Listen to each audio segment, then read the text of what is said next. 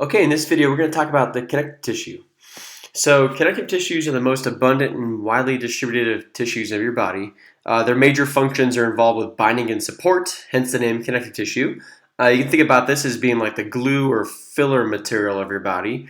It's also involved with protecting and insulating and storing reserve fuel, as well as transporting substances, as you find with blood. Now, there are four major classes of connective tissues. We have connective tissue proper, cartilage, bone, and blood. So, just to summarize the different types of connective tissues, the first category here is CT proper. Now, we can divide CT proper into two major subcategories. We have loose connective tissues and dense connective tissues. Now, the loose ones appear more loose because they're more wide open. They have a lot more extracellular material that isn't as dense, hence the name loose CT. Now, dense connective tissue, or CT, is actually more dense because it has a lot of fibers. And these fibers outside of the cells make the tissue appear to be more dense. Now, we'll go into the subcategories of each of these in future slides. Now, the major cell types of CT proper are the fibroblasts, and these are the ones that actually make CT proper. When they're in their less active and dormant form, or mature form, we call them the fibrous sites, and these fibrous sites essentially just monitor and maintain the existing tissue. In CT proper, we can also find different types of defense or immune cells and adipocytes. And the matrix or extracellular material here is kind of gel-like, and you find lots of fibers there. In terms of general features of connective tissue proper, we'll find that they can vary in terms of the density and types of fibers, and we'll go into how this changes their function based on their structure. But ultimately, they're involved with binding of tissue, resisting mechanical stress, providing reservoir of water and salts, as well as nutrient or fat storage, because a lot of our CT proper has adipocytes, and these are the cells that actually store lipids. Now, cartilage is another subcategory of connective tissue in general, and we find that there's three subtypes of cartilage. We have hyaline, elastic, and fibrocartilage, and we'll go into the characteristics and structures and functions of these cartilages here in several slides. But the major cell type of cartilage is the chondroblast. This is the one that makes cartilage, and therefore you find it in growing cartilage. Now, once these chondroblasts are done making cartilage, essentially they're going to turn into a smaller, less active and mature form called a chondrocyte, which basically just monitor and maintain the existing cartilage. Now, we find that the ground substance of cartilage is kind of more gel-like, and you do find some fibers here in cartilage, and it has the consistency of like a hardened rubber. Now, in this sense, it helps to resist compression because there's lots of water in the matrix, and it's due to its rubbery characteristic, it also functions to cushion and support different types of body structures. Bone is also considered a connective tissue, and there's two subtypes. We got compact and spongy bone. We'll go into the details of the difference between these two. But the major cell type of the major cell type of bone is the osteoblast. So osteoblasts are the cells that actually make bone, and once they get trapped within a little bony matrix, then they can't make any new bone.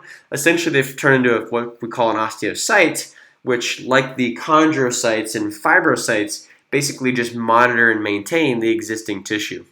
Now, the matrix of bone is gel-like, but it's calcified with inorganic salts, which make that matrix harder.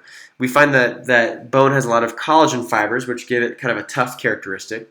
And it's also harder tissue that resists both compression and tension, and therefore is involved with support. Now, blood is also considered a connective tissue. We'll go into more detail on blood in Chapter 17, but the major components of blood are cells, as well as plasma, which is the fluid, and the major cell types you find in blood are things like erythrocytes or red blood cells, leukocytes or white blood cells, which are types of immune cells, as well as platelets, which are involved with clotting. Now, blood's considered a fluid tissue, and it's considered a connective tissue because it's derived from mesenchyme, like the rest of connective tissues. Now, blood carries oxygen and carbon dioxide, as well as nutrients and wastes, and other substances. And we consider blood a connective tissue because, like the rest of all primary connective tissues, they all come from the same embryonic origin, which is mesenchyme. So mesenchymal tissue can differentiate or turn into any of the connective tissues. So the major cell type here, mesenchymal cells, uh, as we're an embryo, they can divide into cells that become blood. They can divide into cells that become cartilage. And this is important to note because if you can harvest these mesenchymal stem cells, then essentially you can, potentially create any type of connective tissue. Now, what can vary between the different types of connective tissues is that they have varying degrees of vascularity or blood vessels. We find that cartilage does not have blood vessels within it, but bone is highly vascular. Now, although they are both connective tissues, they can differ based on the amount and abundance of blood vessels. Now, cells that are suspended or embedded in this material we call extracellular matrix. It's basically this protein sugar mesh that supports connective tissue cells. They can bear weight and withstand tension and endure abuse because of this extracellular matrix. Now, there's three components that are common to all connective tissues. We have ground substance, fibers, and cells. So if you wonder, okay, well, what's similar between, let's say, cartilage versus bone? Well, they're going to have these three things: ground substance, fibers, and cells. But what varies then is the amount and abundance, or also the type of each of these three things. So the ground substance in our connective tissues can be different, as well as the amount and type of fibers and the types of cells there. Now, the composition and arrangement of these three elements can vary considerably in the different connective tissues, which makes those connective tissues very different, right? Blood is obviously much different than bone, but they're still both considered connective tissues because ultimately they share these three common components and they all come from embryonic mesenchyme. Now, ground substance is this unstructured gel-like material that fills spaces between cells.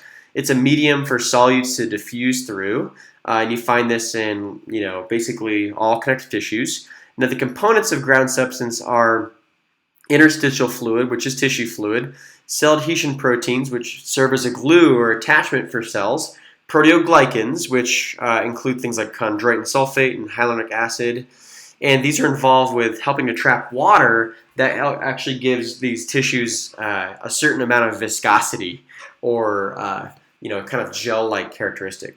Sometimes the ground substance of connective tissues is very watery. You think about plasma and blood. That's the ground substance of that tissue. It has a pretty watery type characteristic. Its viscosity is low. However, the ground substance of cartilage is pretty viscous. In fact, it's actually kind of like a hardened rubber.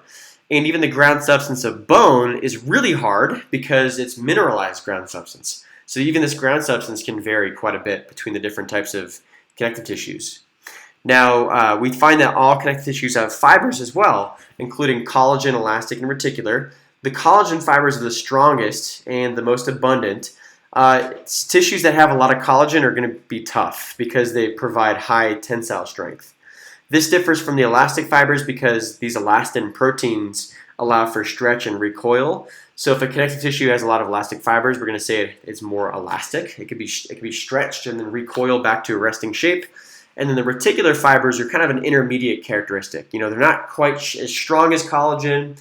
They're not quite as elastic fibers. They're somewhere in between, and they kind of provide a certain amount of give to these tissues.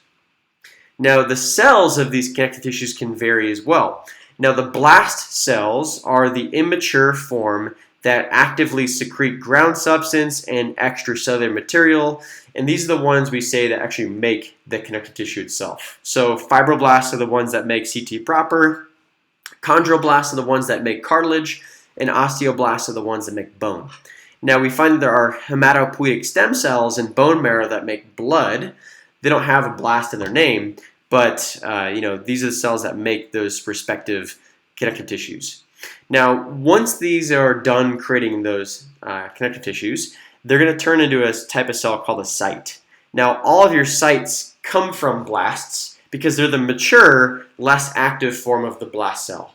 Now, they become part of the tissue, and ultimately their role is just to basically maintain the health of the existing matrix. Now, other cell types you can find in connective tissues include fat cells or adipocytes. These are the ones that store nutrients like lipids. We have white blood cells like neutrophils, eosinophils, and lymphocytes.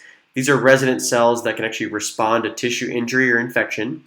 Mast cells are local inflammatory cells that can actually help to fight foreign microorganisms and initiate the inflammatory immune response.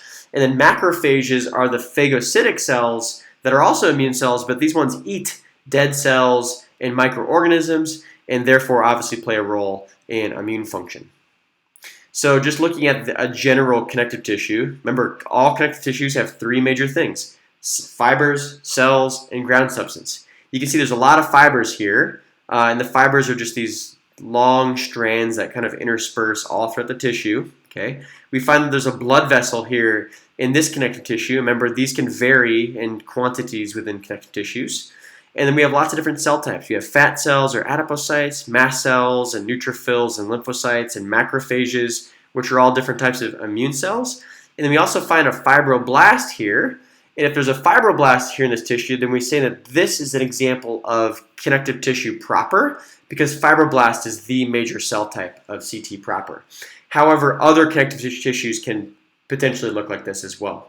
Now, between all the fibers, blood vessels, and cells, these need to be suspended within some sort of material, and that material that fills these spaces is ground substance or extracellular matrix. And this ground substance is mostly water with some proteins and sugars, as well as solutes, and it basically is the filler or glue material for the connective tissue itself.